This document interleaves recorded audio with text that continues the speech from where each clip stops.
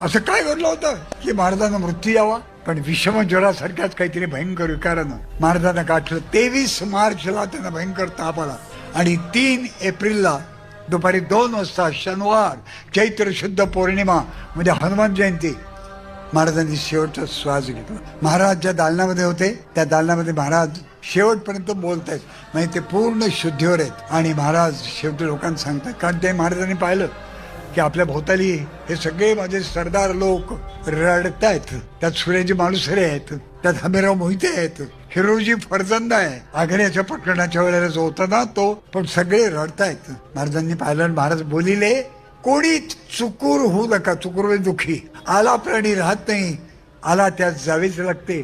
सर्व सांभाळा, आता आम्ही श्रीचे स्मरण करतो, तुम्ही सर्व बाहेर जा. म्हणून त्या दालनात सगळ्यांना बाहेर जायला सांगितलं. आणि आता आम्ही देवाचं नाव घेतो, ते जा म्हणून म्हटलं.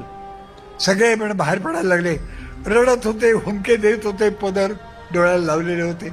मित्रांनो, जेव्हा तो हिरोजी फरजंद तिथून बाहेर पडला असेल तर काय वाटलं असेल?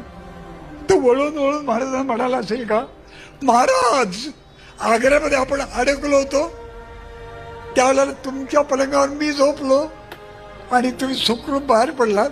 आत्ता झोपतो का? तुम्ही सुखरूप बाहेर जा. त्याला असं वाटलं असेल का?